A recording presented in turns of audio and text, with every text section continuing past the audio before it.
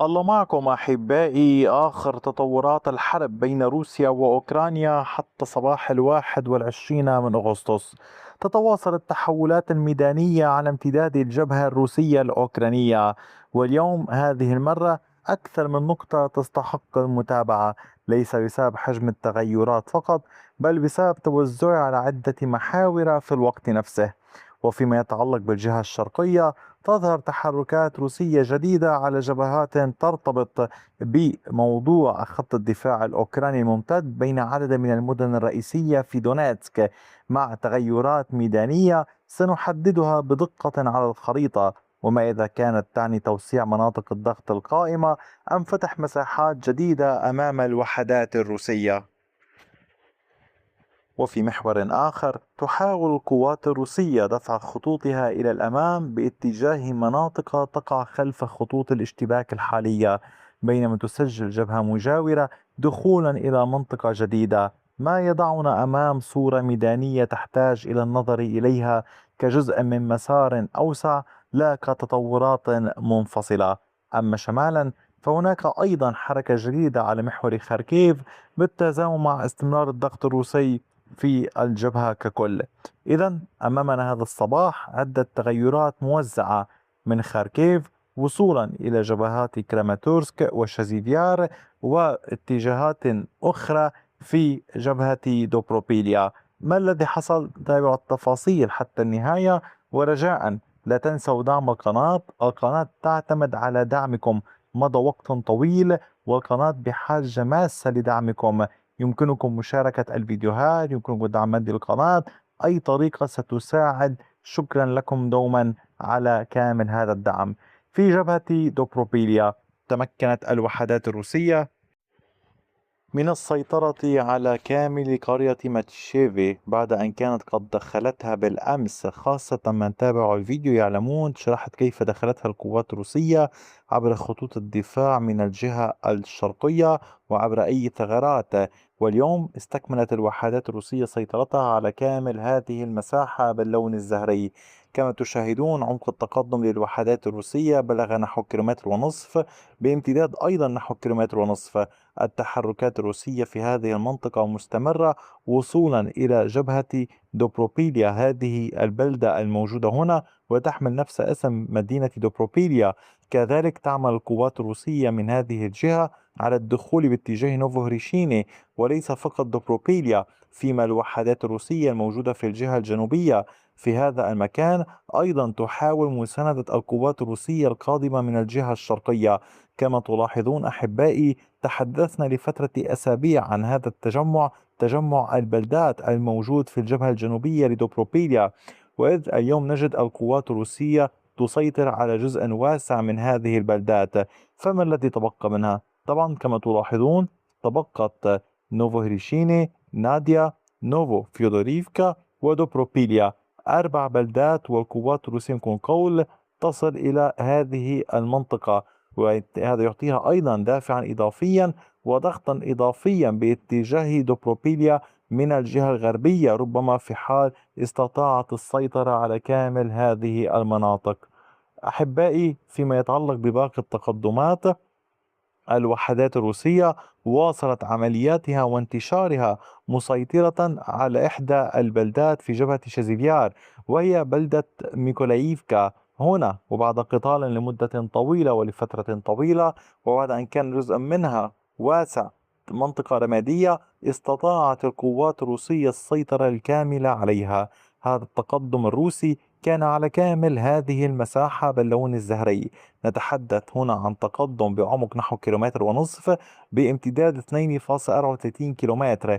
العمليات في هذا الاتجاه هامة، وطبعا لم تكن وحيدة ولم تكن مفاجئة. فالجيش الروسي كما تعلمون، من كان يتابع فيديوهاتي، يبعد عن بعضه البعض 1.36 كيلومتر لإغلاق المنطقة هنا على القوات الأوكرانية.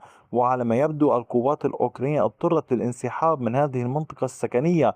يعني ربما كان يفترض أن ينسحب الجيش الأوكراني من هذه المناطق يقترب من الفتحة الموجودة هنا ويبقى في المنطقة السكنية ليؤمن الانسحاب. ولكن الضغط الروسي في ميكولاييفكا يعني يضع القوات الأوكرانية أمام ضغط أكبر، خاصة وأن نطاق التطويق يصبح أعمق. يعني فرص في حال استطاع الروس القيام بذلك، فرص فك هذا الطوق تصبح أصعب على الأوكران.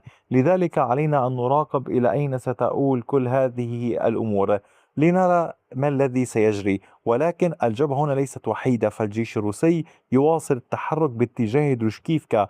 واليوم سأتحدث عن ما حصل. دخلت القوات الروسية باتجاه إيزيفكا. التقدم الروسي كان على كامل هذه المساحة باللون الزهري كما تشاهدون. نتحدث عن تقدم بعمق أكثر من كيلومترين بعرض الكيلومتر وربع. حاليا القوات الروسية موجودة في المنازل الأولى في هذا الاتجاه من هذه القرية. هذه القرية محصنة، يعني بنى الأوكران تحصينات في محيطها وخنادق دفاعية.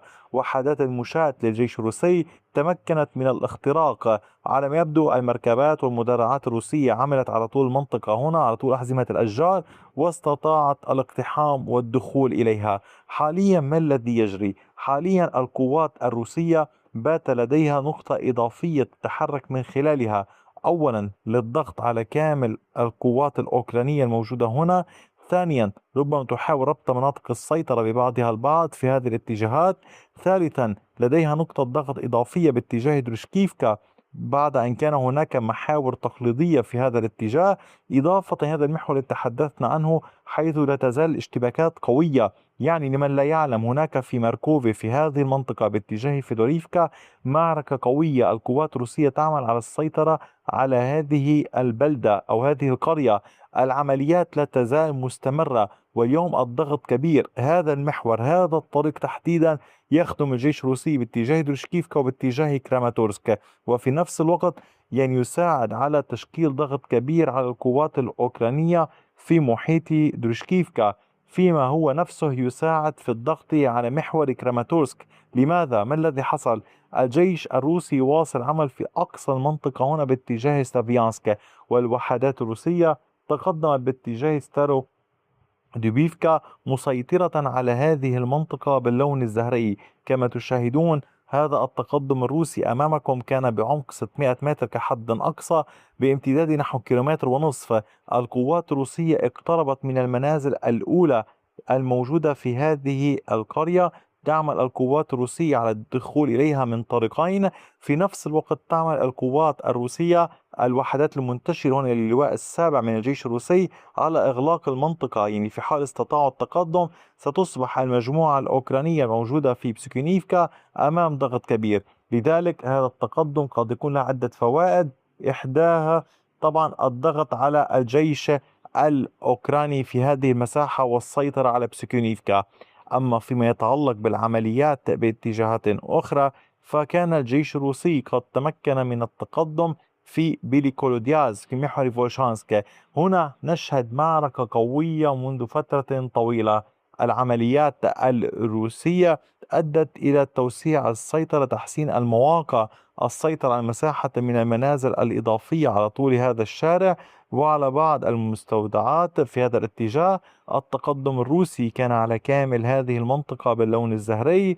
نتحدث عن تقدم للوحدات الروسية بعمق 590 مترا بامتداد 470 مترا. العمليات لا تزال مستمرة، والقوات الأوكرانية هناك أمر هام يجب معرفته، لا تقف مكتوفة الأيدي بل تحاول الهجوم باتجاه العمق. يعني هذه مساحات مفتوحة بين البلدات، وهذا أمر سبق وتحدثنا عنه أن هناك مساحات مفتوحة بين هذه البلدات كيلومترات كثيرة.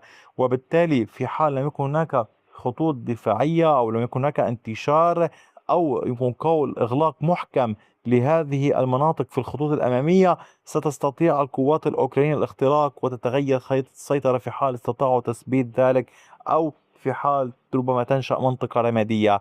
أحبائي، المعركة أيضا مستمرة في الجبهة الشرقية، وإن كنتم تلاحظون أمرا، السيطرة الروسية في هذا الشهر اتسعت في هذا المكان هنا مع السيطرة في هذا المكان. وطبعا نتحدث عن نطاق عريض، نطاق تحدثت عنه في وقت سابق، إغلاق المنطقة هنا على طول النهر في هذه المساحة والتقدم على طول الطريق الرئيسي في هذا الاتجاه.